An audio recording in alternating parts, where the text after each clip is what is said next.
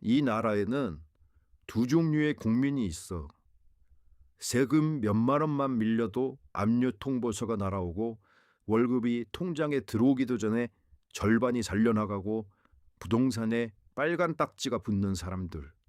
그리고 수백억을 떼먹어도 오히려 국세청이 알아서 빚을 없애주고 압류한 재산을 돌려주고 해외로 나갈 수 있도록 문을 열어주는 사람들.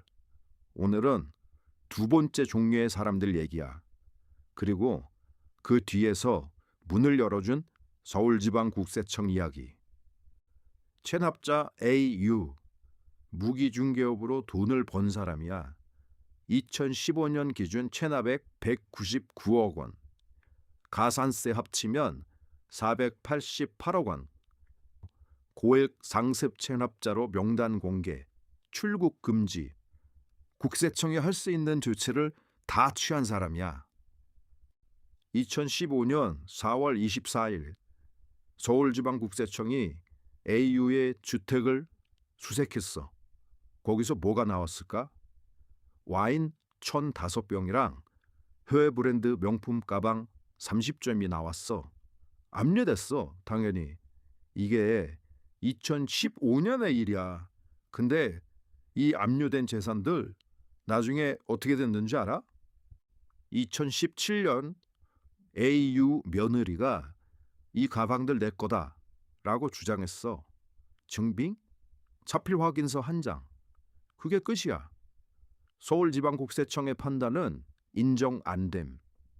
2019년 이번에는 AU가 직접 자기 와이프 거다 라고 말을 바꿨어. 증빙? 역시 없어. 근데 서울지방청 담당자가 결제 문서에 이렇게 적었어. 에이, 여성용이니까 와이프 거겠죠. 그리고 이 가방들을 결제 문서에 중고 가방이라고 적어서 명품인 게 안 드러나게 했어. 2019년 5월 13일 명품 가방 30점이 AU 측에 반환됐어. 와인 1,005병은 더 길고 더 황당한 얘기야. AU가 이거 내 와인 아니다, 법인 거다 이렇게 주장을 했어. 총 4번에 걸쳐서. 1차 2017년 639병이 4개의 법인 거다. 2차 2019년 1,070병이 우리 거다. 3차 2020년 1,080병. 숫자가 계속 바뀌어. 서울지방청은 3번 다 증거 불충분으로 반려했어.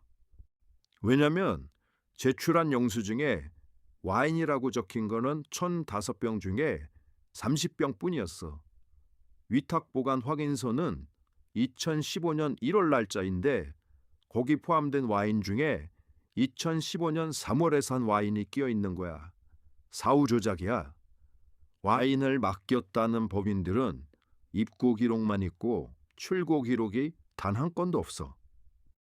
근데 2022년 12월 AU가 4번째로 또 똑같은 주장을 했어. 이번엔 1,033병이래. 또 숫자가 달라졌어. 새로운 증거? 없어. 1차, 2차, 3차랑 똑같아.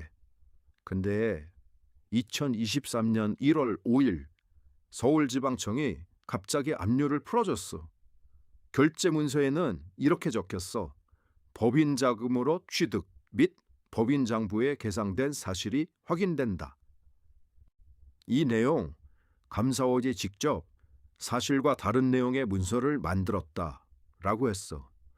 1차부터 3차까지 해서 확인 안 된다고 했던 똑같은 서류들, 그거를 4차에서는 확인된다고 거짓으로 써서 서울지방국세청장 결재까지 받은 거야. 8년 동안 압류해 놓은 와인 4억 8,300만 원어치가 거짓 문서 한 장으로 압류가 풀렸어. 이제 출국금지 얘기야. AU는 2015년 3월 16일부터 출국금지야. 2009년 이후 단 한 번도 체납된 세금을 자진 납부한 적이 없어. 무직, 소득 없음. 이런 사람한테 서울지방국세청이 어떻게 했을까? AU가 이스라엘 방산업체 행사에 초청받았다는 진정서를 냈어. 서울지방국세청은 일주일도 채 되지 않아 출국금지 해제 조사 보고서를 작성했어. 그것도 AU가 주장하지도 않은 사업계약 체결이라는 말을 담당자가 임의로 추가를 해서, 아니 3개월 전에 도피 우려 매우 높음이라고 평가했던 같은 부서가 도피 우려 없음 이렇게 뒤집었어. 그 결과 AU는 미국, 이스라엘, 그리고 계획에도 없던 일본까지 다녀왔어. UAE 방산업체 미팅이 이유였어. 역시 구체적인 계획서나 사업계획 없음, 서울지방청 해제, 이스라엘, 영국 방위 보안산업전시회 초청이 이유. 무지개 소득 없음인 사람이 방산사업 핑계로 3번 출국금지가 풀려서 43일간 해외를 돌아다녔어. 근데 아버지만이 아니야. 아들 AV도 있어. AV는 AU로부터 사업체를 물려받아서 120억 3천만 원을 체납 중이야. 2015년 12월 29일부터 출국 금지. 법원도 2019년도에 출국 금지가 정당하다고 판결했어. AV가 진정서를 냈어. 내가 제작한 아이돌 BA가 미국 공연을 하는데 원활한 진행을 위해 미국에 가야 합니다. 감사원 팩트체크. 공연은 이미 대행사가 알아서 진행하는 거야. AV 네가 굳이 갈 이유가 없어. 근데 서울지방청은 이틀 만에 해제. 그리고 AV는 미국에 갔는데 신고도 안 한 일본도 다녀왔어. 서울지방청은 묻지도 않고 사업 목적이라고 적었어. 도쿄 콘서트 취소되면 소송당해요. 소명하러 일본에 가야 합니다. 하지만 AV가 제출한 모바일 메신저 내용에는 방해를 요청받거나 관련 계약 내용이 없어. 서울지방청 해제. 이건 진짜 어이없어. AV가 인천국제공항에서 전화를 걸어가지고 출국 금지를 풀어달라고 했어. 신청서? 없어. 증빙? 없어. 딱 전화 한 통이야. 아니, 고액 체납자가 체납액을 전혀 납부하지 않고 있었는데 전화로 출국 금지 풀어달라고 요청을 해. 근데 서울지방국세청은 자료를 바로 보내주면 처리해주겠다고 답변을 해. 그랬더니 3장짜리 사업 제안서하고 정상금 1억 원을 납부하겠다는 구두 약속을 해. 담당자는 AV가 불러주는 대로 일본 후쿠오카에서 열리는 K-팝 콘서트 계약을 위해 출국 필요 이렇게 기재를 하고 콘서트 개최 후 1억 원 정상금 납부 약속이라고 출국 해제 검토 보고서에 쓰고 당일 내부 결제를 거쳐서 출국 금지를 해제해줘. 전국에서 3년간 같은 체납자한테 3번 이상 출국 금지를 풀어준 경우가 딱 이 집안뿐이야. 이건 AU 일가만의 얘기가 아니야.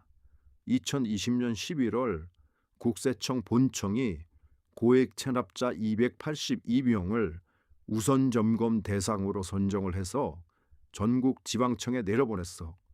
겉으로는 이 사람들 집중 관리하자는 거야.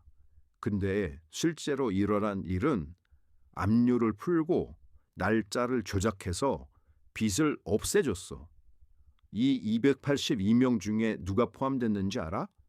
체납자 P, 빚 11억 1천만 원이 없어진 다음 날 파주 부동산 3억 원 매수.